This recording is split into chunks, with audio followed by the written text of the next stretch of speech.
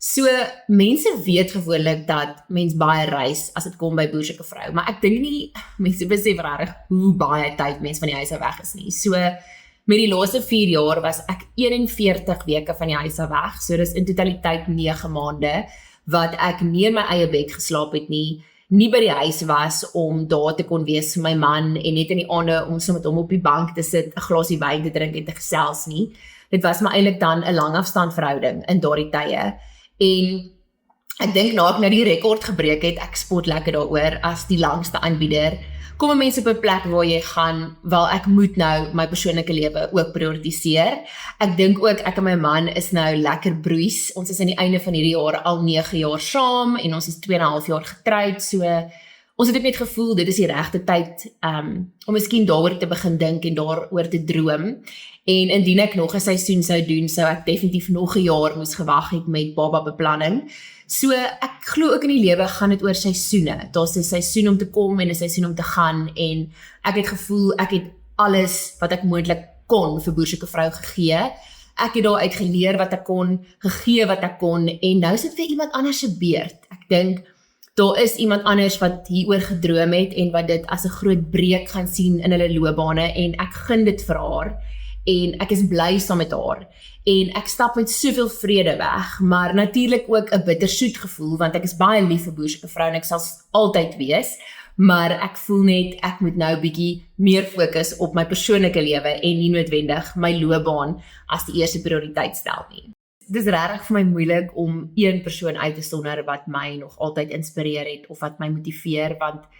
ek kan regtig getuig van 'n ongelooflike netwerk van vroue wat ek in my lewe het. As ek dink aan loopbaan, dink ek aan Annemart van der Merwe wat regtig vir my 'n mentor is in my lewe, en ek dink net aan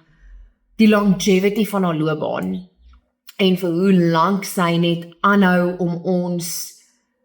te betower met haar toneelspel, en ek is bevoorreg om haar op 'n persoonlike vlak te ken, en sy is die persoon wat die mees plat op die aarde is, en daarvoor het ek soveel respek. En sy het my geleer,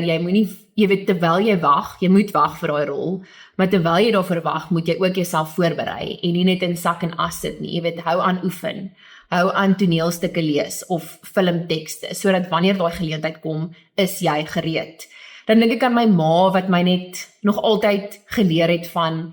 wees netjies, hê selfrespek, daai ding van selfliefde, want sy is altyd deur 'n ring getrek, sy is altyd georganiseerd, sy is altyd betyds, sy is altyd betroubaar, en dink dit het my al baie in my loopbaan gehelp. En dan dink ek aan my 3-4 beste vriendinne, Karen, Amay, Loumarie, Marguerite, wat op elkeen van hulle maniere al soveel liefde en onvoorwaardelike liefde en ondersteuning in my lewe ingeploeg het, en wat my altyd, ek wil amper sê,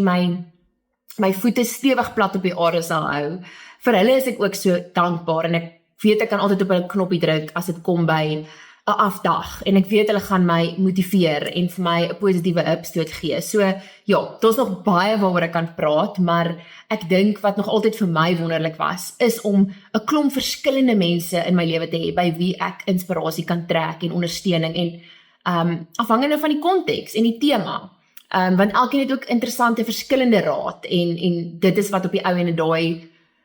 ek wil amper sê 'n whole sky of wisdom tot my beskikking vir my gebied het, en daarvoor is ek baie, baie dankbaar.